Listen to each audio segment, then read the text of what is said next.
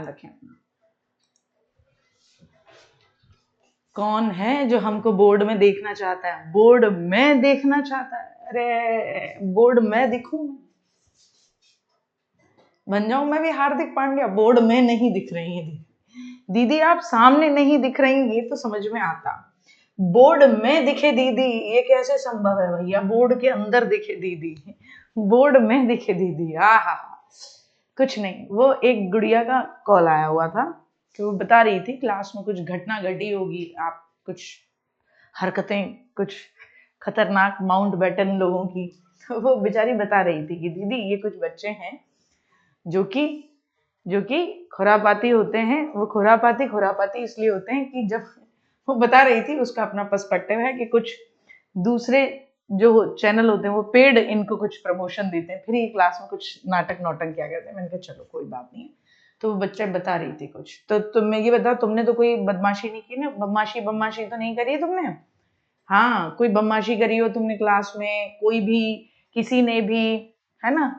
ठीक है ना? कोई भी बताओ जल्दी से। कोई कोई बदमाशी नहीं चल रही है? किसी टीचर को दुखी नहीं कर रहे हो? पढ़ाई पे पूरा फोकस कर रहे हो? क्योंकि देखो तुम्हारी भी डेट कभी भी अनाउंस हो सकती है, मतलब अनाउंस क्या, नोटिफिकेशन तुम्हारा कभी भी आ सकता है। चलो हम लोग किस पर बात करते हैं? हम लोग बात कर रहे थे जीन पियाजे पर। आ जाओ बेटा जी, जीन पियाजे बहुत ध्यान से सुनना है और 2 मिनट के लिए अपनी बदमाशी और ऊधम दोनों बंद कर देना है। जीन पियाजे कहाँ के थे बबुआ? तो एक बार रिवाइज करा दूं जहां तक हम चल रहे थे। जीन पियाजे स्विट्जरलैंड के मनोवैज्ञानिक थे। कहाँ के मनोवैज्ञानिक थे? स्विट्जरलैंड के मनोवैज्ञानिक।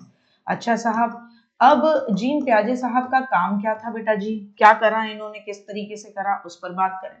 तो जीन पियाजे साहब ने एक संज्ञानात्मक विकास का सिद्धांत दिया। किसका सिद्धांत दिया? तो आप कहोगे संज्ञानात्मक विकास का सिद्धांत। किसका सिद्धांत दिया? संज्ञानात्मक विकास का सिद्धांत। संज्ञान कह लो तो पहले ही मैंने बताया, संज्ञान को हम क्या कहते हैं? मानसिक, मेंटल डेवलपमेंट। संज्ञान कैसे होता है? संज्ञान कैसे होता है बेटा? किसी ने नहीं दिया। प्रकृति का नियम, अर्जित गुणों का नियम। अर्जित गुणों का नियम लेमार्क का है, उसमें लिखा हुआ है, उसको देख लो। प्रकृति खुद से चुनती है, ये लेमार्क का है। अच्छा, कुलदीप सर की क्लास में एक लड़के ने बदमाशी की है। ओहो, बदमाशी तो हुई है इसका मतलब। अब तुम्हारी, अच्छा, एक लड़का किया था आज पॉलिटी वाले टीचर से अपनी फीस वापस लेने के लिए बोल रहा था, तो इसमें कोई बात नहीं, ये बदमाशी नहीं है, मैं इसको बदमाशी नहीं काउंट करती, कोई दिक्कत नहीं है। आप में से अगर किसी को भी किसी भी पॉइंट पे ये महसूस हो कि हमने गलत लोगों के साथ अपने आप को जोड़ लिया है, आप अपनी फीस वापस लेके जाइए। लेकिन एक चीज याद रखिए, मैं कभी नहीं चाहूंगी, आपके भले के लिए ही बोल रही हूँ, कि आप टीचर बनेंगे, आप अपनी मर्यादा हमारे टीचर्स के साथ भी अच्छी रखिएगा, ये बहुत ज्यादा जरूरी होता है। बाकी आपको फीस वापस लेके जानी है, लेके जाओ। फीस को लेके हमने कभी कोई फोकस नहीं है हमारा। 6 महीने फ्री में पढ़ाया था मैंने, अंकित ने, रोहित भैया ने अपनी पूरी की पूरी जमा पूंजी लगा रखी थी। मैं तो उस समय पढ़ाने के साथ साथ अपना बहुत सालों से ऑलरेडी गवर्नमेंट टीचर भी थी, वो भी लगा रखा था हमने। तो कोई दिक्कत नहीं है, fees is not a matter. किसी को लगता है तो वो ले जाए बच्चा, कोई परेशानी की बात नहीं है। जिसको लगता है वो फीस अपनी वापस ले जाए, इट्स नॉट अ मैटर, आराम से। तो बस बदतमीजी नहीं करनी है टीचर के साथ, क्योंकि इसकी परमिशन नहीं मिलती है ना? अगर किसी को लगता है कि उसने 499 में, है ना, बैच में एनरोल किया है, टीचर नहीं खरीदा है, ये याद रखना है।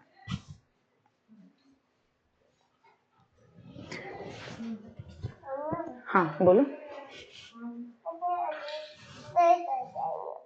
कोई बात नहीं, ठीक हो जाओगे बेटा। 2 मिनट के लिए मुझे वक्त देना, मैं इसको थोड़ा सही जगह पे लेटा के आऊँ।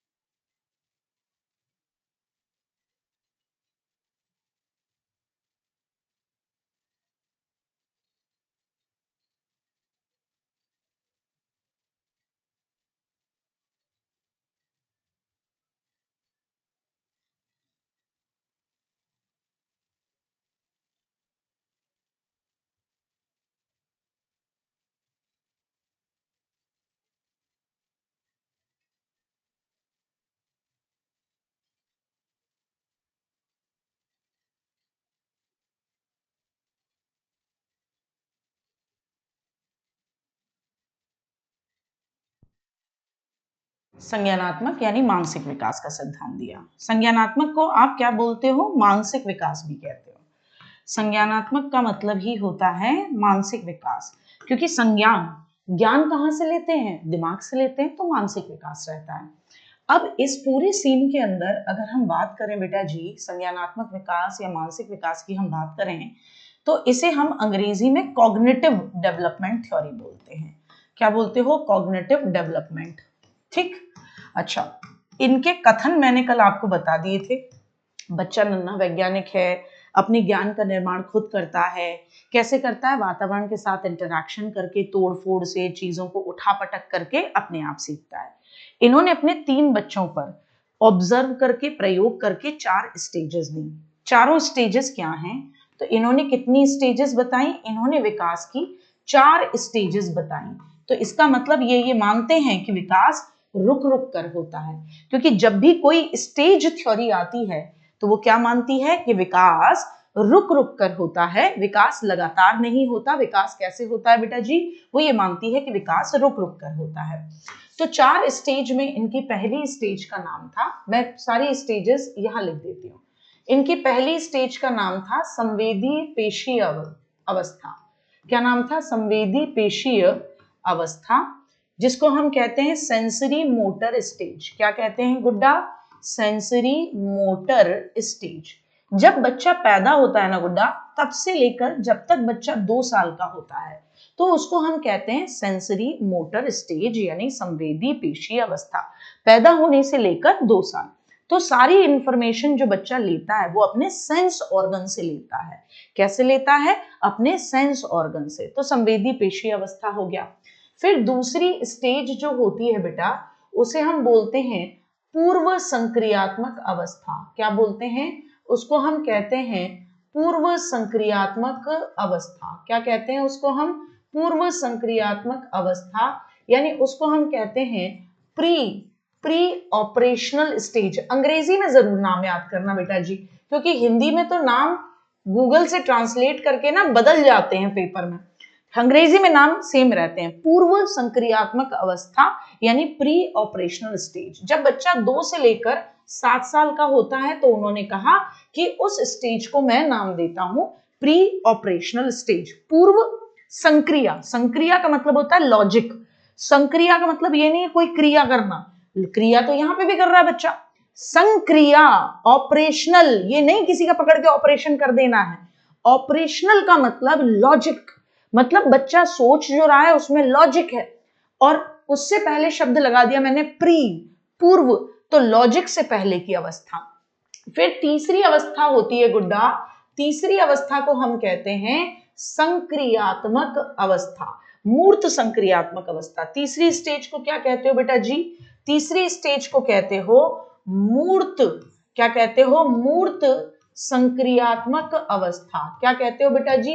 तीसरी स्टेज को कहते हो मूर्त संक्रियात्मक अवस्था, यानी तीसरी स्टेज को कहते हो कॉन्क्रीट ऑपरेशनल स्टेज। क्या कहते हो?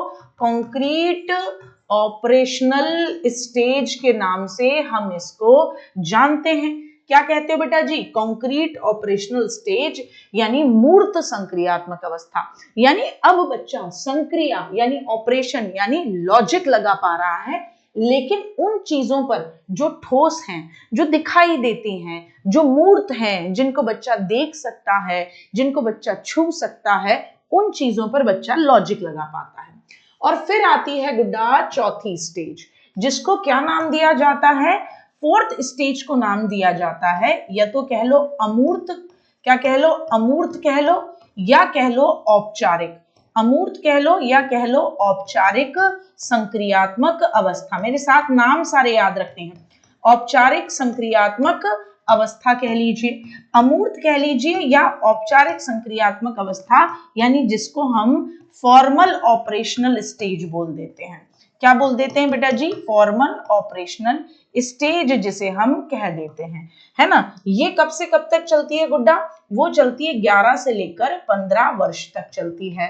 और मूर्त संक्रियात्मक 7 से लेकर कब तक चलती है? 11 वर्ष तक चलती है। वो कहां से कहां तक चलती है? 7 से लेकर 11 वर्ष तक चलती है। यहां तक में कोई दिक्कत? हर बच्चा हर गुड़िया मेरे साथ रिपीट करेंगे। पहली स्टेज सेंसरी मोटर, संवेदी पेशीय। इसका मतलब क्या हुआ? इसका मतलब हुआ कि हम अपने सेंसेस, ठीक है ना, क्या कहेंगे? अपने सेंस ऑर्गन से, क्या कहेंगे? अपने सेंस ऑर्गन से क्या कर रहे हैं? इंफॉर्मेशन, सूचनाएं प्राप्त कर रहा है, ठीक है ना। क्या कर रहा है? अपने सेंस ऑर्गन से सूचनाएं प्राप्त कर रहा है, संवेदी पेशीय। फिर दूसरी हो गई पूर्व संक्रियात्मक, प्री ऑपरेशनल स्टेज। प्री का मतलब क्या? प्री का मतलब पहले, और संक्रिया या ऑपरेशन का मतलब लॉजिक, तो लॉजिक से पहले की अवस्था, तो 2 से लेकर 7 साल। फिर उसके बाद तीसरी स्टेज मूर्त संक्रियात्मक या ठोस संक्रियात्मक अवस्था, इसको हम क्या कहेंगे? कॉन्क्रीट। अब बच्चा लॉजिक लगाता है लेकिन मूर्त चीजों पर जो दिखती हैं, 7 से लेकर 11 साल। फिर उसके बाद अमूर्त या औपचारिक संक्रियात्मक अवस्था। अमूर्त का मतलब क्या हो गया? अब बच्चा उन चीजों पर भी लॉजिक लगा पाता है जो दिखाई नहीं देती, फॉर्मल ऑपरेशनल जिसको हम कह सकते हैं, जो दिखाई नहीं देती, तो आप उसे क्या कहेंगे? आप उसे अमूर्त भी कह लीजिए या आप उसे औपचारिक संक्रियात्मक अवस्था भी कह लीजिए। तो क्या कहेंगे? क्या कहेंगे? फॉर्मल ऑपरेशनल स्टेज 11 से लेकर क्या कहेंगे? 15 साल। क्या कहेंगे? 11 से लेकर क्या कहेंगे? 15 साल। ठीक, कोई दिक्कत? किसी भी तरीके का कोई दिक्कत? ठीक है ना, कोई दिक्कत नहीं। इसको 7 से 12 लिख लो, कुछ किताबों में 7 से 12 है, कुछ किताबों में 7 से 11 है। किताब का वो मैटर नहीं करता, अगर वो पूछेगा भी आपसे तो वो डेफिनेटली आप देख के पता लगा लोगे। 7 से 11, 7 से 12 यही रहता है। एक्चुअली 7 से 11 माना जाता है, ना कि 7 से 12 माना जाता है। 7 से 11 और 11 से 15। ठीक है साहब, क्लियर हो गया? क्लियर है? क्लियर है। अब हम आगे बढ़ते हैं। अब जब हम आगे बढ़ते हैं तो हमें एक एक स्टेज की विशेषता समझनी होगी। और याद रखना, यूपी टेट इस एग्जाम पे इतना ज्यादा ध्यान देता है, इतना ज्यादा जीन पियाजे पर ध्यान देता है। जीन पियाजे की स्टेजेस में भी सब स्टेजेस हैं, उन पर ध्यान देता है। मेरी बात को ध्यान देना, जीन पियाजे की स्टेजेस में भी जो सब स्टेजेस हैं उन पर ध्यान देता है, तो बहुत इंपॉर्टेंट है। ठीक है ना, आ जाइए। तो सबसे पहली स्टेज पर बात करते हैं, सेंसरी मोटर स्टेज। क्या कहेंगे? सेंसरी मोटर स्टेज यानी संवेदी पेशीय अवस्था। सबसे पहली स्टेज पे हम बात करेंगे जिसको हम बोलते हैं संवेदी पेशीय या सेंसरी मोटर स्टेज, है ना। संवेदी पेशीय अवस्था, या उसे हम क्या कहेंगे? उसे हम कहेंगे सेंसरी मोटर स्टेज। कब से लेकर कब तक चलती है? तो हम कहेंगे 0 से लेकर 2 साल तक चलती है। 0 से लेकर 2 साल तक चलती है सेंसरी मोटर स्टेज या संवेदी पेशीय अवस्था। इसमें होता क्या है? सबसे पहली बात, बच्चे के क्या कहोगे? ध्यान से सुनते चलना। बच्चे के हाथ सेंस ऑर्गन है, नाक सेंस ऑर्गन, कान सेंस ऑर्गन, मुंह सेंस ऑर्गन। बच्चे के हाथ, कान, नाक, मुंह जो होते हैं वो बच्चे के दिमाग के रूप में काम करते हैं, वो दिमाग के रूप में काम करते हैं। यानी बच्चा अपने सेंस ऑर्गन से इंफॉर्मेशन लेता है। तो बच्चे के हाथ, कान, नाक, मुंह जो होते हैं वो दिमाग के रूप में क्या करते हैं? दिमाग के रूप में काम करते हैं। किसके रूप में काम करते हैं? दिमाग के रूप में काम करते हैं। तो इसका सिंपल सा मतलब क्या हुआ बुड्ढा? कि ये जो बच्चा है अपने सेंस ऑर्गन से इंफॉर्मेशन लेता है। इसको जो इंफॉर्मेशन इसके दिमाग तक जा रही है वो अपने सेंस ऑर्गन से जा रही है। हाँ, त्वचा, हाथ, नाक, कान। तो एक स्टेटमेंट पूछा जाता है, किस स्टेज में बच्चे का हाथ, कान, नाक, किस स्टेज में बच्चे का हाथ, कान, नाक जो है वो उसका दिमाग होता है? तो आप क्या कहोगे? बच्चे का हाथ, कान, नाक जो है वो उसका दिमाग होता है सेंसरी मोटर स्टेज में। किसमें? सेंसरी मोटर स्टेज में। दूसरी सबसे महत्वपूर्ण बात, बहुत इंपॉर्टेंट बात, बच्चा अनुकरण करके सीखता है। क्या कहोगे? इस स्टेज में बच्चा क्या करता है? अनुकरण। अनुकरण को हम क्या कहते हैं? नकल। अनुकरण को हम क्या कहते हैं बेटा जी? नकल कहते हैं। यानी हम क्या कहते हैं? इमिटेशन। बच्चा जो है अनुकरण या नकल यानी इमिटेशन करके सीखता है। कैसे सीखता है? नकल या इमिटेशन करके सीखता है। बच्चा अनुकरण, नकल, इमिटेशन करके सीखता है। यानी बच्चा अपने बड़ों की नकल करके चीजों को सीख रहा है।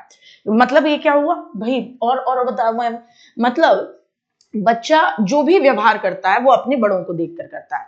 जैसे मेरा बेटा, मेरी ददिया सास आई हुई थी, तब वो अप्रोक्सीमेटली 1 साल का ही था, 1 साल कुछ महीने का था, वो चलता था। तो बड़े बुजुर्ग होते हैं, अब सोचो वो मेरी दादी सास है, तो ऐसे चलती थी, यूं ऐसे, है ना, धीमे, उनके हाथ पीछे रहते थे।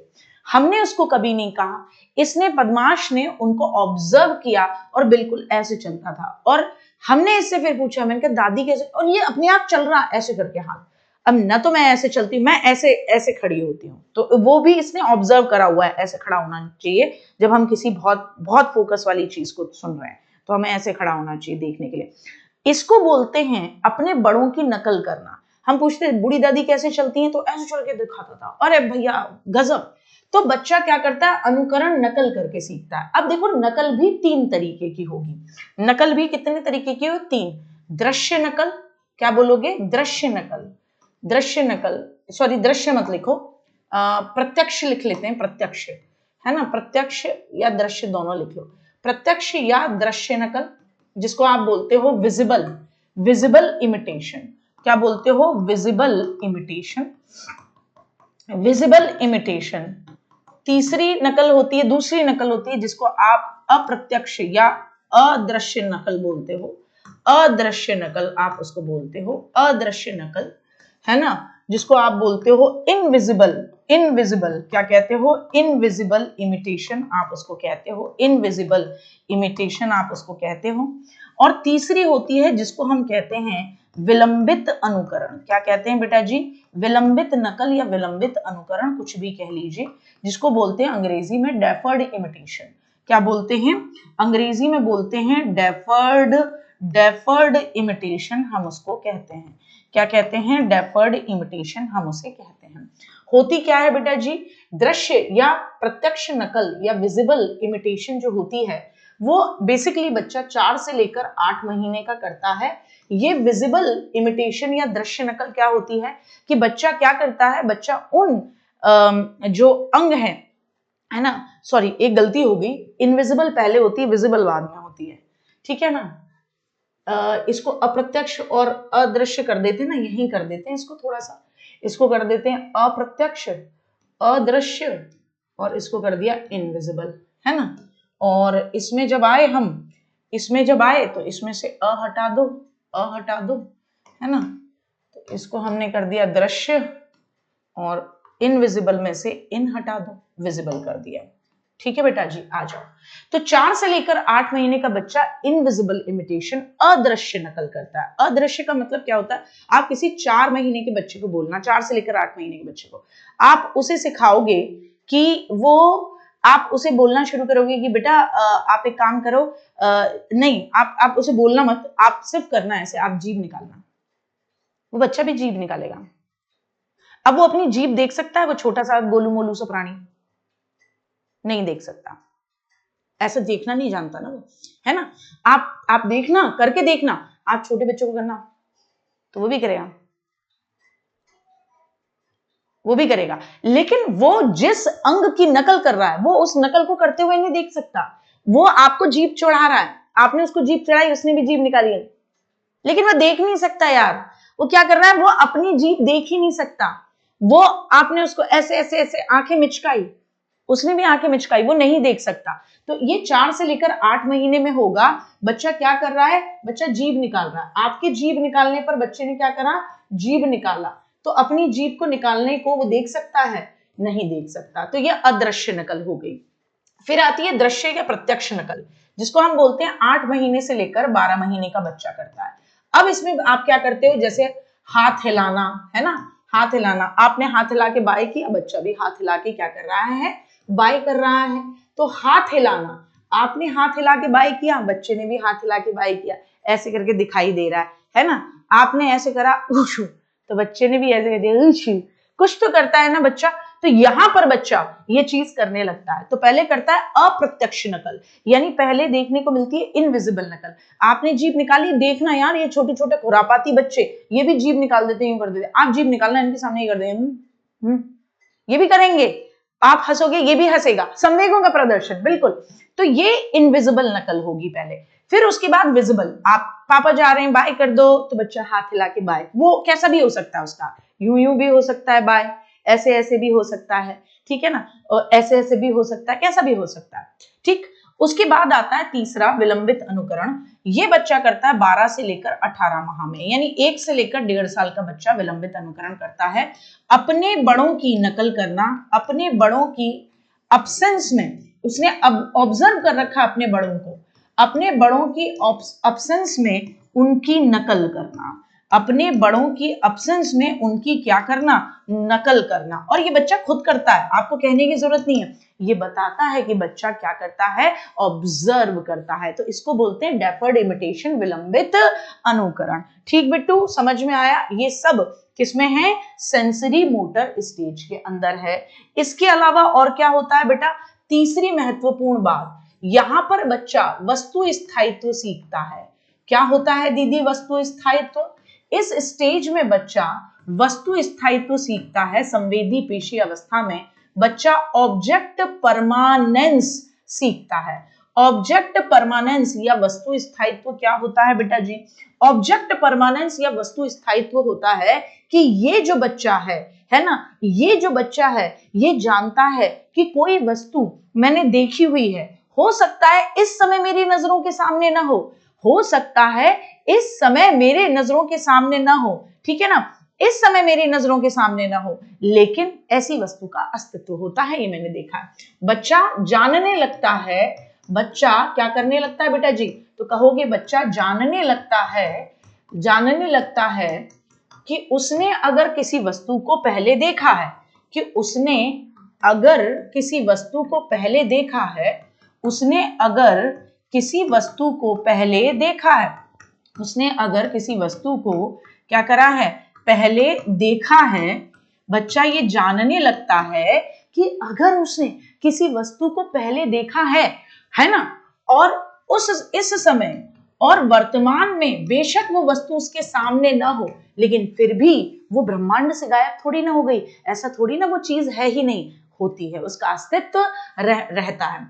और वर्तमान में वो वस्तु चाहे उसकी नजरों के सामने ना हो, और वर्तमान में वो वस्तु चाहे उसकी नजरों के सामने, वो वस्तु चाहे उसकी नजरों के सामने ना हो, नजर के सामने जिगर के पास कोई रहता है वो तुम, तो वो वस्तु चाहे उसकी नजरों के सामने ना हो, वो वस्तु चाहे उसकी नजरों के सामने न हो, लेकिन वो वस्तु चाहे उसकी नजरों के सामने न हो, लेकिन क्या कहेंगे गुड्डा, लेकिन उसका अस्तित्व है, यानी वो चीज दुनिया में मौजूद तो है ही, उसका अस्तित्व यानी एग्जिस्टेंस है, अस्तित्व है। एग्जाम्पल, उसका कोई खिलौना हो, ठीक है ना, उसका कोई खिलौना हो, उस खिलौने को तुमने अगर छुपा दिया, ठीक है ना बिट्टू, सपना एक बार है ना बाहर निकल के देख मेरी लाड़ो, क्योंकि मुझे ऐसा लगता है मेरी प्यारी गुड़िया तेरा नेट खत्म हो गया है, तूने नेट की बैंड बजा दी, या फिर आजकल मौसम भी ऐसा चल रहा है, तो बेटा हो सकता है लाड़ो आपके एरिया में भी दिक्कत हो सकती है गुड्डा, तो इसमें कोई दिक्कत नहीं। तो इसका अस्तित्व जो है, एग्जाम्पल जैसे तुम करके देखना, तुम्हारे यहाँ पे कोई 2 साल से कम उम्र का बच्चा हो, ऐसा देख लेना 1.5 साल से 2 साल के बीच का बच्चा, अब तुम क्या करना, उसको बॉल दिखाना, उसका जो भी बच्चों को बॉल या चमकने वाली चीजें या पी पी पू पू करने वाली चीजें बहुत पसंद होती है, क्यों? वो उनके सेंस ऑर्गन है ना, वो अट्रैक्ट करती है। और बच्चा सारा ज्ञान इस स्टेज में कैसे ले रहा है, अपने सेंस ऑर्गन से ले रहा है। तो जिन चीजों को बच्चा देख पा रहा है, समझ पा रहा है, उसके सेंस ऑर्गन से जिन चीजों को छू पा रहा है, उसी से वो उन चीजों के बारे में समझ रहा है। तो यहाँ पे आप क्या करना, बच्चे की बॉल लेना, गेंद लेना, बॉल लेना उसकी, और उसने वो देखी है बॉल, खिलाना है ना, और फिर उसको छुपा देना, क्या कर देना, उसको फिर तुम छुपा देना, लेकिन एक पर्टिकुलर जगह पे जहां पे तुम उसका खिलौना रखते हो। तो वहां पे आप देखोगे कि वो बच्चा उसको वहां ढूंढने जाएगा। क्यों जाएगा बेटा जी, क्यों जाएगा? क्योंकि एक रीजन है, वो इस बात को जानता है, वो इस बात को जानता है कि साहब मेरी नजरों के सामने बेशक अभी ये चीज नहीं है, लेकिन इन्होंने अगर बॉल नाम लिया तो इसका मतलब बॉल जैसी कोई चीज होती तो है, उसका अस्तित्व तो है, बेशक इस समय मेरी नजरों के सामने नहीं है। अगर आप कहोगे बॉल कहाँ है आपकी, बॉल बॉल बॉल, तुरंत की तुरंत वहां जाएगा। ठीक है ना, क्लियर है, क्लियर है। तो ये वाला मामला है ना, बच्चे की बॉल को छुपा दोगे, बच्चे की बॉल को छुपा दोगे तो वो उसको ढूंढेगा। बच्चे बॉल को क्या करोगे आप, छुपा दोगे तो वो उसको दोगे, है ना, दोगे तो वो उसे वहीं ढूंढेगा जहां आप उसको रखते थे। दोगे तो वो उसे उसी जगह ढूंढेगा जहां आप उस बॉल को रखते हो, तो वो उसे उसी जगह ढूंढेगा, तो वो उसे उसी जगह ढूंढेगा, उसी जगह ढूंढेगा जहां आप उसे रखते थे, जहां आप उसे मतलब बॉल को आप उसे जनरली रखते हो, तो वहां ढूंढ नहीं जाएगा, जनरली रखते हो। तो वो इस बात को जानता है कि बॉल का अस्तित्व है और वो जनरली वहीं रखी रहती है। क्या रहती है, वो वहीं रखी रहती है, तो वो वहीं जाएगा, उसी जगह पे जाएगा 101%। हाँ, डॉल हो सकता है, सपना, बॉल हो सकता है, झुनझुना हो सकता है, बलून हो सकता है, कुछ भी हम उसको कह सकते हैं। ठीक है ना, कुछ भी उसको हम कह सकते हैं कि बच्चा वो जाएगा और वहां पे ढूंढेगा वस्तु स्थायित्व। और एक चौथी चीज क्या, कि इस अवस्था में बच्चा सीखता कैसे है, उसमें उसके सेंस ऑर्गन से तो सीखता है। इस अवस्था में अनैच्छिक क्रियाएं, अब कुछ भी नहीं बचा तुम्हारा, इस अवस्था में अनैच्छिक क्रियाएं। अब तुम कहोगे दीदी अनैच्छिक क्रियाएं क्या होती हैं, इनवॉलेंट्री एक्शन, जो तुम नहीं चाहते लेकिन होते हैं, इनवॉलेंट्री एक्शन। इस स्टेज में अनैच्छिक क्रियाएं, इनवॉलेंट्री एक्शंस, इस स्टेज में अनैच्छिक क्रियाएं सीखने में प्राथमिक भूमिका निभाती हैं। सीखने में क्या भूमिका निभाती हैं बेटा जी, प्राथमिक भूमिका। यानी जैसे छींक मारना, है ना, अनैच्छिक क्रिया है, प्राथमिक भूमिका निभाती हैं। पलकें झपकाना, कोई चीज मैं ऐसे फेंकूं तुम्हारी तरफ, यूं हो जाओगे तुम अपने आप, तो ये अनैच्छिक क्रिया है, इनवॉलेंट्री एक्शन, जो आपने जानबूझ के नहीं किए। तो रिफ्लेक्स एक्शन है, ये सीखने में क्या करते हैं, प्राथमिक भूमिका निभाती हैं, है ना। मेन इंपॉर्टेंट रोल जो है, बच्चा जो सीख रहा है दुनिया के बारे में, इनवॉलेंट्री एक्शंस के माध्यम से ही सीख रहा है। अभी इसी स्टेज में मैं कुछ रिफ्लेक्स भी पढ़ाऊंगी, तो रिफ्लेक्स की बात चली, पूजा बहुत अच्छी बात है, मुझे रिफ्लेक्स याद दिला देना, ठीक है ना। हाँ, डेयरी मिल्क चॉकलेट, मतलब डारी मिल्क लिख रही हो नीतू, है इतनी खुरापात औलाद, यूं लिख रही है डारी मिल्क चॉकलेट।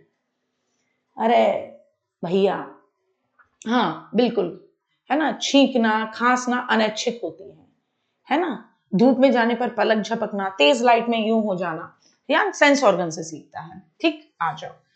अब देखो बेटा जी, ध्यान रखना, इस अवस्था में जो कि यूपी टेट स्पेशल है या एमपी का एग्जाम आगे तुम्हें देना है, राजस्थान का देना है, किसी का एग्जाम तुम्हें देना है, ठीक है ना बेटा, वो आपकी मर्जी है। अब देखो, बहुत देर से शिवम सिंह बहुत देर से एक क्वेश्चन पूछ रहे हैं, मैम पुराने बैच के नोट्स पढ़ लें, सीडीपी तैयार हो जाएगी यूपी टेट के लिए, पढ़ लो, मैं थोड़ी ना मना करूंगी।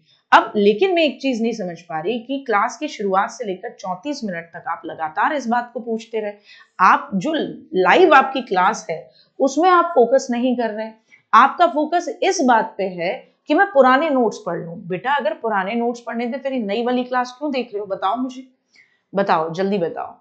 बताएंगे अनैतिक नैतिक बताएंगे, नैतिक अनैतिक वो है संजय जी जो आप मेरी क्लास में अभी कर रहे हैं, चुप बैठो अभी बताऊंगी, ठीक है ना, क्लियर है। हाँ सो जा बेटा स्वाति, जाओ लोरी गाएंगे सभी लोग स्वाति के लिए, स्वाति कह रही नींद आ रही है, प्लीज बताएं क्या करें, हम अभी लोरी गाएंगे दीदी, तुम जाके सो जाओ, जाओ ठीक। तो तुम्हारी मर्जी है बेटा, ये तो मतलब एकदम बहुत जेन्युइन सी बात है, नई क्लासेस चल रही हैं, उन नई क्लासेस को तुम देख रहे हो और उसमें कह रहे हो पुराने नोट्स से पढ़ लें, तुम्हारी मर्जी यार, पढ़ना है पढ़ लो, मैं थोड़ी ना कभी मना करूंगी, लेकिन नई में कुछ ना कुछ नया ढूंढने को मिलता है, नया जुड़ता है, तैयारी और बेहतर होती है। अगर तुम फिर भी पुराने लकीर के फकीर बनने चाहते हो तो फिर नए बैच में क्यों हो, बताओ मुझे एक बात बताओ ना, अगर मैं आपको नए वाले में नहीं जोड़ती तो तुम ये कहते कि दीदी हमको जोड़ा नहीं आपने, और तुम अभी भी पुराने वाले पे अटके हो। अरे बेटा, नए में नई चीजें सीखने को मिलती है मेरे बच्चे।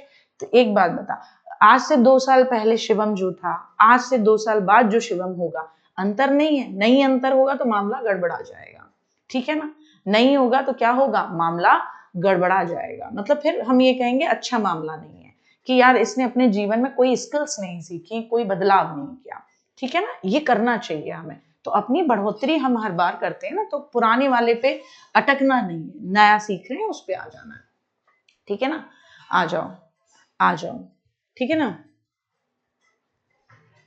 आ जाओ आ जाओ आ जाओ। तो इस अवस्था में 6 उप अवस्थाएं होती हैं। रुको, पहले तुम्हारी बोलने की आजादी छीन। बहुत ज्यादा मुझे चिप्स खिला रहे हैं, बहुत ज्यादा मुझे चाय पिला रहे हैं। चुप बैठो, तुम्हारी चाय पीने के लिए बैठे हैं। अभी मम्मी पापा की चाय खुद पी रहे हैं, बेरोजगार आदमियों। इस अवस्था में 6 क्या होती हैं? उप अवस्थाएं होती हैं। जॉब लगा लो तब पिलाइएगा। इस अवस्था में 6 उप अवस्थाएं होती हैं, है ना। बढ़िया सी चाय पिलाना, चाय नहीं कॉफी पियेंगे, सीसीडी में बैठ के पियेंगे, अच्छा फटका लगवाऊंगी तुम्हारा, चाय में निपटाएंगे हम। आए बड़े चाय पिलाने, आ जाइए। तो इस अवस्था में 6 उप स्टेजेस होती हैं। अब देखो, जो भी स्टेट लेवल का एग्जाम होगा ना गुड्डा, उसमें मतलब उसकी आदत होती है, स्टेट लेवल के एग्जाम की आदत होती है कि वो ये बदतमीजी जरूर करेगा कि हा इसको याद है कि नहीं है, लाओ इसको देखते हैं कितना रट पाया ये, लाओ इससे पूछते हैं, देखते हैं इसको ये 6 स्टेजेस याद है या नहीं है। तो वो यहां से तुम्हें जरूर पूछेगा। बोलते हैं बिलो द बेल्ट जाना, यानी जानबूझ के तुम्हें दुखी करने के लिए यहां से क्वेश्चन बनेगा, हाँ आता है कि नहीं आता, देखते हैं इसको। तो इसमें 6 उप अवस्थाएं बताई हैं, पैदा होने से लेकर और पूरे 2 साल तक में बच्चा किन किन 6 स्टेजेस से गुजरता है और क्या क्या उसकी विशेषताएं होती हैं। तो पहली अवस्था को आप कहते हो, है ना, क्या कहते हो? प्रतिवर्ती क्रियाओं की अवस्था। पहली अवस्था को क्या कहते हो? तो कहना प्रतिवर्ती क्रियाओं की अवस्था कहते हो। क्या कहते हो? प्रतिवर्ती क्रियाओं की अवस्था आप इसको कहते हो, यानी स्टेज ऑफ रिफ्लेक्स एक्शन। प्रतिवर्ती क्या होता है? Reflex, stage of reflex action, reflex action. अच्छा, रिफ्लेक्स एक्शन क्या होते हैं? प्रतिवर्ती क्रियाएं क्या होती हैं? अपने आप हो जाती हैं, सहज हो जाती हैं। बच्चा आया, किसी ने इसको सिखाया, भगवान जी ने उसको बोला है कि बेटा ऐसे पीना है, ऐसे करके दूध पीना है। तुमने उसके मुंह में दूध की बोतल लगाई, वो ऐसा हो रहा, वो नहीं मिल रहा तो अपने ही हाथ कर ले रहा, आंख भी नहीं खोलते हैं सोते सोते, ऐसे सोते सोते तुम दूध की बोतल निकालोगे, ऐसे करने लग जाता है। तो ये रिफ्लेक्स एक्शन है, ये किसी ने सिखाया नहीं है, ये सहज क्रिया है। रिफ्लेक्स एक्शन है, जैसे बार बार रिपीट कर रहा है। कैसे कर रहा है? बार बार रिपीट कर रहा है। तो पैदा होने से लेकर 30 दिन यानी 1 महीने तक आप देखोगे बच्चा जो है वो चूसने का, सकिंग जो रिफ्लेक्स है वही करता है। इस अवस्था को आप क्या कहते हो? इस अवस्था को आप प्रतिवर्ती क्रिया कहते हो। तो सबसे ज्यादा क्या कहते हो? प्रतिवर्ती क्रियाओं की अवस्था। इस अवस्था में आप क्या लिखोगे? चूसने का, सकिंग रिफ्लेक्स सबसे ज्यादा प्रबल होता है। क्या लिखोगे इस अवस्था में? पहले तो ये लिख लो, 0 दिन से लेकर 30 दिन का बच्चा, यानी 1 महीने का बच्चा, है ना। फिर क्या लिखोगे? चूसने का, तो दूध पी रहा है ना। चूसने यानी सकिंग, सकिंग तो आप दूध की बोतल दे रहे हो, दूध की बोतल नहीं मिल रही है तो तुम यकीन मानना ये अपने मुंह, मतलब अपने अंगूठे, अपनी उंगलियां मुंह में डाल के लपोड़ते रहते हैं।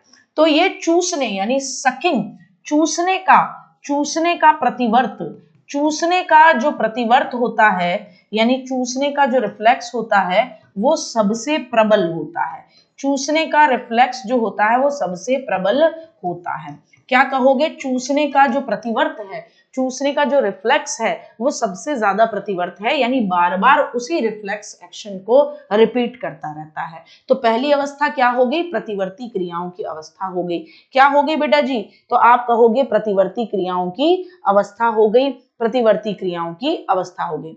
अब दूसरी स्टेज होगी जिसे आप कहोगे, दूसरी स्टेज को कहोगे प्राथमिक, प्राथमिक वृत्तीय, हिंदी में नाम और अंग्रेजी में भी दोनों याद करना। प्राथमिक वृत्तीय प्रतिक्रियाओं बोल दे, प्राथमिक वृत्तीय प्रतिक्रियाओं की अवस्था, प्राथमिक वृत्तीय प्रतिक्रियाओं की अवस्था, प्राथमिक वृत्तीय प्रतिक्रियाओं की अवस्था, प्राथमिक वृत्तीय प्रतिक्रियाओं की अवस्था। इसका मतलब आप ये लेके चलते हो 1 महीने से लेकर 4 माह, 1 महीने से लेकर 4 महीने का बच्चा प्राइमरी सर्कुलर, वृत्तीय का मतलब बार बार रिपीट होना, तो क्या कहोगे? स्टेज ऑफ क्या कहोगे? स्टेज ऑफ प्राइमरी, प्राइमरी यानी जो इंपॉर्टेंट होती हैं, stage of primary circular reactions, stage of primary circular reactions यानी प्राथमिक जो इसके रिफ्लेक्स थे जैसे चूसने का, है ना, और रोने का, इनको अब ये कोऑर्डिनेशन में करता है कि भूख लगती है तो ये रोता है ना, भूख लगती है तो ये मुंह में उंगलियां डालता है, तो समन्वित तरीके से करने लगता है। तो आप देख रहे होगे बच्चे का थोड़ा सा मानसिक विकास हो रहा है। तो जो उसकी प्राथमिक अनुक्रियाएं हैं, रिएक्शन है, उनको ये अब रिपीट सर्कुलर वे में कर रहा है, वृत्तीय तरीके से कर रहा है और समन्वित करके कर रहा है। तो आप क्या लिखोगे इस स्टेज में? क्या लिखोगे इस स्टेज में? बच्चा अपनी प्राथमिक क्रियाओं को, इस स्टेज में बच्चा अपने रिफ्लेक्सेस को, प्रतिवर्ती क्रियाओं को, बच्चा अपने प्रतिवर्त को, प्रतिवर्त क्या है? चूसना, रोना, ये जो है प्रतिवर्त यानी जो रिफ्लेक्स हैं, रिफ्लेक्स हैं, रिफ्लेक्सेस को क्या करता है? अधिक कोऑर्डिनेटेड वे में, रिफ्लेक्सेस को अधिक समन्वित वे में या अधिक समन्वित करता है, कोऑर्डिनेटेड करता है। समन्वित यानी कोऑर्डिनेटेड करता है। क्या करता है? समन्वित यानी कोऑर्डिनेटेड करता है। समन्वित यानी क्या करता है? कोऑर्डिनेटेड, कोऑर्डिनेट करता है, समन्वित करता है यानी कोऑर्डिनेट करता है। इसका मतलब क्या हो गया बेटा जी? समन्वित करता है या कोऑर्डिनेट करता है। इसका एग्जांपल लिख लो कि एक रिफ्लेक्स एक्शन है उसका रोना, दूसरा रिफ्लेक्स एक्शन है उसका क्या कहते हैं, चूसना, है ना, सकिंग। तो अब इनका दोनों का कोऑर्डिनेशन कर दिया। अब भूख लगने पर ही क्या कर रहा है? भूख लगने पर रोना, है ना, भूख लगने पर रोना या भूख लगने पर उंगलियों का चूसना, भूख लगने पर क्या करना? अंगूठा चूसना। तो कोऑर्डिनेशन आ गया इसमें। क्या आ गया बेटा जी? कोऑर्डिनेशन आ गया, यानी अब ये अपने रिफ्लेक्सेस को बहुत कोऑर्डिनेटेड वे में यानी एक तरीके से समन्वय कर लिया है, कोऑर्डिनेशन कर लिया कि ये घटना होगी तो ये होगा। ये बच्चे का मानसिक विकास ही है, धीरे धीरे मानसिक विकास ही हो रहा है मेरे बच्चे। तो ये दूसरी स्टेज हो गई। तीसरी स्टेज प्राथमिक, प्राथमिक वृत्तीय प्रतिक्रियाओं की अवस्था। तो तीसरी स्टेज क्या होगी इसके बाद वाली? द्वितीय। प्राथमिक के बाद क्या आता है? द्वितीय। द्वितीय वृत्तीय प्रतिक्रियाओं की अवस्था लिखो। नेक्स्ट स्टेज क्या होगी? तो नेक्स्ट स्टेज लिखो द्वितीय वृत्तीय।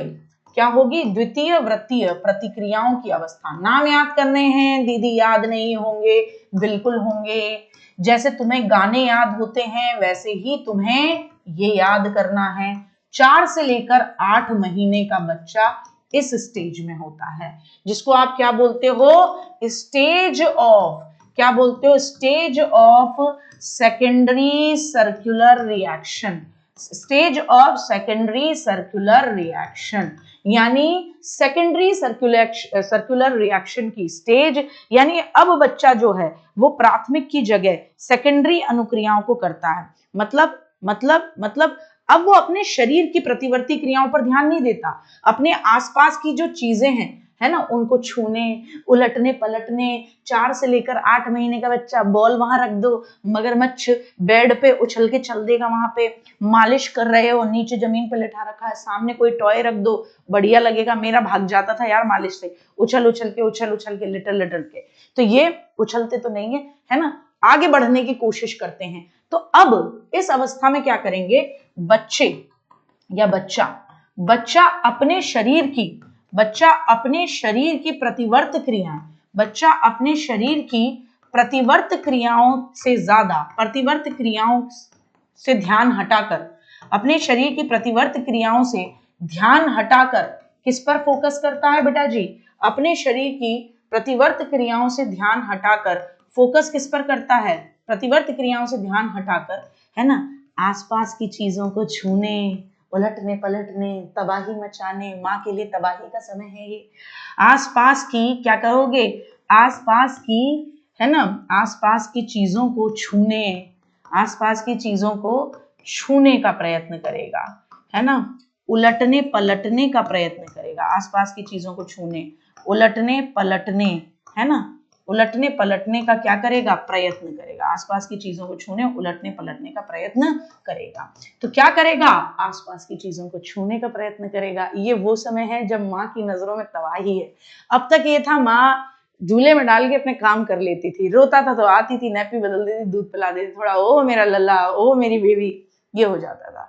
अब नजर हटी, दुर्घटना घटी, अब माँ बेड पे नहीं छोड़ सकती, नीचे लेटाना पड़ेगा, और नीचे में भी ये देखना पड़ेगा कि ये जो मगरमच्छ है इसके अड़ोस पड़ोस के दायरे में कोई और मगरमच्छ ना हो, मतलब इन द सेंस कोई और चींटी ना हो, चैंटा ना हो, कुछ भी ना हो, ये आदमी चल देगा भाई साहब, उसको चेस करने के लिए चल देगा, कुछ भी जो होगा। ये वो स्टेज है कि इसको बड़ा अच्छा लगेगा, इसके पास में सांप होगा, ये किलकारी मार रहा होगा, क्योंकि कूइंग तो करता है 2 महीने का बच्चा, ये किलकारी मार के हंस रहा होगा, कितना मस्त चलता है ये इसके दिमाग में चल रहा होगा उस समय पे।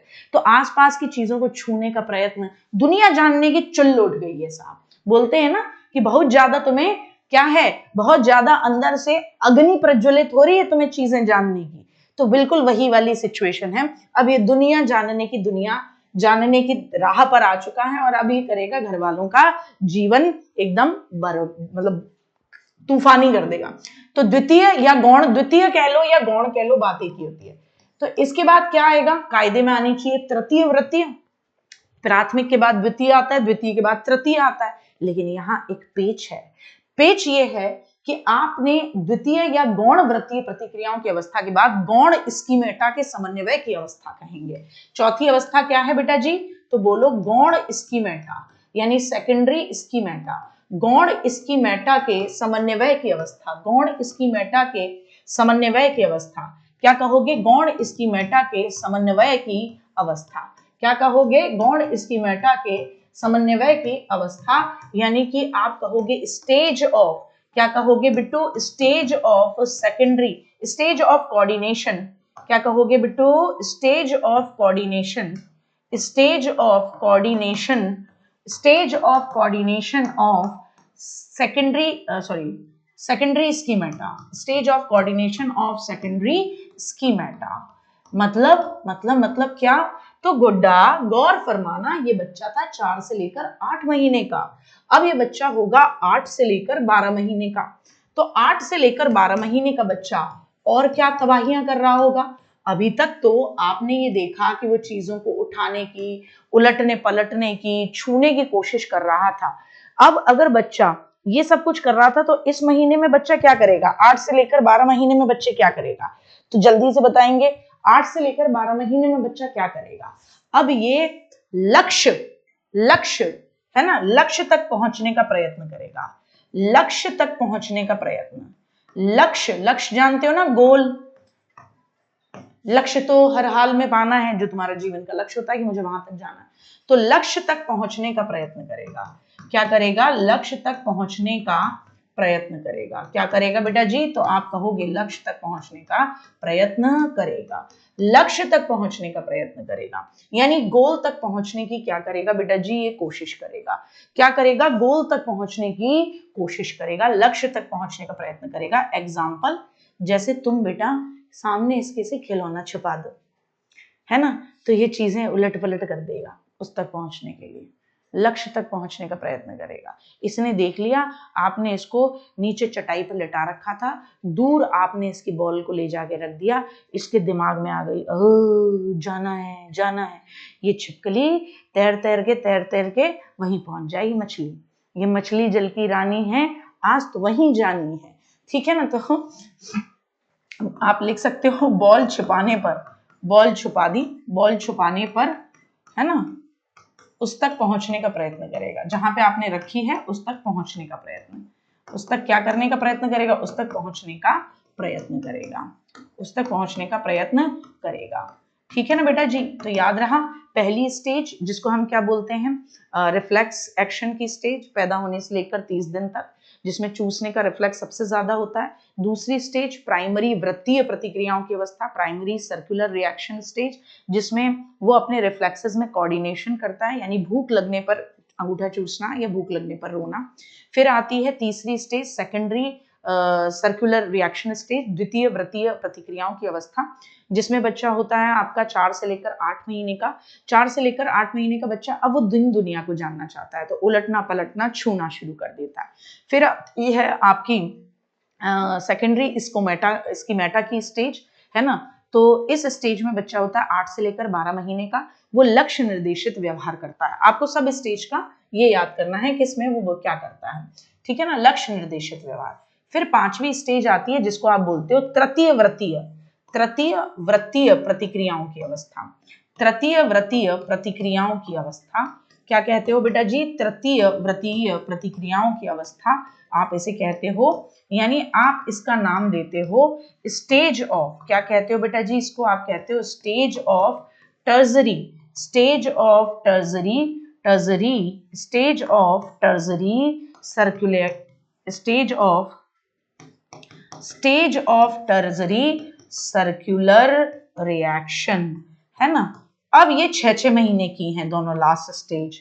तो यहां पर बच्चा 12 महीने का था गुड्डा, तो यह तो लिख लो 12 माह से लेकर 18 माह। तो अब ये 12 महीने से लेकर 18 महीने का बच्चा पता है क्या करेगा? टर्जरी, मतलब अब इसका पूरा ध्यान इस पर है कि गुरु ये अड़ोस पड़ोस में जो दीन दुनिया है, जो चीजें हैं, ये कैसे हो रही हैं, इनको कैसे करना है, क्या नहीं है। तो ये ट्रायल और एरर, प्रयत्न करेगा और गलती होगी उससे सीखेगा। यानी उठा के इसने क्या करा, कोई चीज लेके गिरा दी, छोटा सा बच्चा है, इसका दिमाग चला, ओह कैसा साउंड आया, ठीक है। फिर इसने अपने पड़ोस में देखा कि मम्मी के नोट्स पड़े हुए हैं, नीचे गिरा दिए, इसमें कैसा साउंड आया, ठीक है। फिर देखा चम्मच पड़ी हुई है, वो गिरा दी बेड पे से, इसमें कैसा साउंड आया। फिर देखा कि हाथ चलने लगे हैं थोड़े ठीक ठीक से, फिर अपने ऐसे करके हाथों से, क्योंकि अभी इसका फाइन मोटर स्किल तो है नहीं, ऐसे करके हाथों से जो चम्मच दे दी उसको ऐसे कर रहा है, जिधर मर्जी आ रही है उधर ही चीजें बजा दे रहा है भाई साहब ये आदमी, जिधर मर्जी आ रही है उधर खड़ा होके उस पर ढपली। आप खाना बना रहे हो, गैस के सिलेंडर के पास डब्बी बजा रहा है, आपने लिटा रखा है, बर्तन अगर नीचे रखे हैं तो कटोरी चम्मच उसका फेवरेट खिलौना होगा उस समय पे, कटोरी में चम्मच या ग्लास में चम्मच हिलाता रहेगा इस स्टेज में 1 से लेकर 1.5 साल में। क्यों? क्योंकि ये प्रयत्न और त्रुटि के माध्यम से सोचने समझने की कोशिश कर रहा है क्या हो रहा है चीजें, और चीजों को गिरा गिरा कर अलग अलग तरीके की आवाजों से जानने का प्रयत्न कर रहा है कि कोई चीज कैसी आवाज करती है ना। तो वो बेसिकली उसकी खोज है यार, नीचे गिराकर अध्ययन करना है। तो क्या लिखोगे बेटा जी? आप लिखोगे इस स्टेज में प्रयत्न और त्रुटि के माध्यम से, प्रयत्न व त्रुटि के माध्यम से, यानी कोशिश करता है गलतियां होती हैं, प्रयत्न करता है त्रुटियां होती हैं, प्रयत्न व त्रुटि के माध्यम से क्या कहेंगे? प्रयत्न और त्रुटि के माध्यम से, है ना, सीखने का प्रयास करता है ना, प्रयत्न और त्रुटि के माध्यम से सीखने का प्रयास। यही वो स्टेज है मेरे बच्चे, जब ये बच्चे कहाँ उंगलियां दे देते हैं, जब ये उंगलियां दे देते हैं, वो जो घर में स्विच बोर्ड नहीं होते उनमें उंगलियां लगा देते हैं, टुटुक टुटुक टुटुक टुटुक। तो यही वो स्टेज है गुड्डा जिसमें इनकी उंगलियां स्विच बोर्ड में लग रही होंगी, और घर वाले, अरे भाई साहब देखने में बुरे न लगे, तो घर वाले स्विच बोर्ड पे ना वो ट्रांसपेरेंट टेप लगा लगा के पागल हो रहे होंगे। क्यों? प्रयत्न और त्रुटि के माध्यम से सीखना। तो 1 से लेकर 1.5 साल का बच्चा तृतीयव्रती प्रतिक्रियाओं की अवस्था में क्या कर रहा है? अरे ये क्या है, इसमें अच्छा चार्जर लगता है, लाओ मैं उंगली लगा के देखो। प्रयत्न और त्रुटि, समझ रहे हो ना? हाँ, मंत्र भी याद करना बेटा। प्रयत्न और त्रुटि एकदम बढ़िया वाला मामला हो जाएगा, ठीक है ना, एकदम बढ़िया वाला मामला हो जाएगा। ठीक, तो अब इसके अलावा और क्या होगा? इसके अलावा क्या होगा? प्रयत्न और त्रुटि कर रहा है और चीजें गिरा गिरा कर, बहुत खतरनाक हो गई ना स्टेज, क्योंकि प्रयत्न और त्रुटि, भाई साहब एफर्ट डालेगा, कुछ भी ट्राई करेगा, कुछ भी ट्राई करेगा, क्योंकि इसको दुनिया जाननी है। अब इसको जब दुनिया जाननी है तो ओए तौबा तौबा तौबा तौबा, ला हौल वला कुव्वत, ये किसी को नहीं छोड़ेगा अब। ठीक, तो प्रयत्न और त्रुटि के माध्यम से सीखने का प्रयत्न, सीखने का प्रयास करेगा, चीजें गिरा गिरा कर, है ना, चीजें गिराकर उनकी ध्वनि को, चीजें गिराकर, है ना, उनकी ध्वनि का अध्ययन करेगा, ध्वनि का अध्ययन करेगा। इसीलिए आप देखोगे कि 1 से लेकर, है ना, जो समझदार मम्मियां होती हैं वो 1 से लेकर 1.5 साल के बच्चों को ना चम्मच कटोरी दे देती हैं, डप डप डप डप डप डप डप डप बजाते रहते हैं, बढ़िया तरीके से क्या करते रहते हैं, नाचना गाना उनका चलता रहता है। नेक्स्ट स्टेज क्या रहेगी बेटा जी? छठी स्टेज क्या रहेगी? तो 6th स्टेज क्या रहती है? लास्ट स्टेज आती है ना, है ना, क्या आती है? लास्ट स्टेज आती है। बहुत शक्तिशाली हैं आप माते, एक बार हाथ घुमाने पर 1000 लोगों का मुंह पर टेप मार देते। देखो इतनी बदमाश है। बदमाश बहुत जरूरी है, क्योंकि क्या है, अगर मैं अभी तुम्हें बोलने के लिए देती ना तो तुम इन स्टेजेस के नाम नहीं याद रख पाते, जो कि बहुत जरूरी है, इस एग्जाम में बहुत ज्यादा जरूरी है। तो क्या कहेंगे, मानसिक सहयोग द्वारा नए साधनों की खोज। क्या कहेंगे, मानसिक संयोग द्वारा नए साधनों की खोज की अवस्था, लास्ट स्टेज। बहुत बढ़िया गुड़िया मेरी, मानसिक संयोग द्वारा, यानी अब इसका दिमाग ना बेटा जी थोड़ा और खुरापाती हो गया है ना, मानसिक विकास देख रहे हो, मानसिक संयोग द्वारा, है ना, नए साधनों की खोज। मानसिक संयोग द्वारा नए साधनों की क्या करना, मानसिक संयोग द्वारा नए साधनों की खोज करना, मानसिक संयोग द्वारा नए साधनों की खोज करना। और ये पता है कब से कब तक है बेटा जी, 18 महीने से लेकर 24 माह, हो गए पूरे तुम्हारे 2 साल, 1.5 साल से लेकर 2 साल पूरा हो गया। ठीक है ना, देखो पहली स्टेज थी रिफ्लेक्स एक्शन की, दूसरी स्टेज थी प्राइमरी सर्कुलर रिफ्लेक्स एक्शन की, उसमें कोऑर्डिनेशन था, तीसरी स्टेज थी जिसका नाम था द्वितीयक वृत्तीय या गौण वृत्तीय प्रतिक्रियाओं की अवस्था। ठीक है ना, एक दो बार इनके नाम याद कर लेना, सीक्वेंस में गुड्डा तुम्हें समझ में आ जाएगा। ठीक है ना, 2 मिनट में तुम्हें समझ में आ जाएगा। तो मानसिक संयोग द्वारा नए साधनों की खोज 18 से लेकर 24 महीने का बच्चा होगा, और इसमें बच्चा क्या करेगा, यहां पर बेटा वस्तु स्थायित्व जो था ना, जो मैंने आपको बताया था, वो यहां पैदा होगा। वस्तु स्थायित्व सबसे बड़ा गुण है यहां पर, कि बच्चा ये समझने लगेगा कि कोई चीज अगर मेरी नजरों के सामने नहीं है तो क्या हुआ, उसका क्या होता है, उसका अस्तित्व होता है। यानी अब उसके दिमाग में ये कोऑर्डिनेशन बैठ जाएगा। कल हम करेंगे गुड्डा प्री ऑपरेशनल, कॉन्क्रीट ऑपरेशनल और फिर फॉर्मल ऑपरेशनल, और कल ही हम वाइगॉट्स्की भी कर पा रहे होंगे अगर हम फोकस से ध्यान से सुने।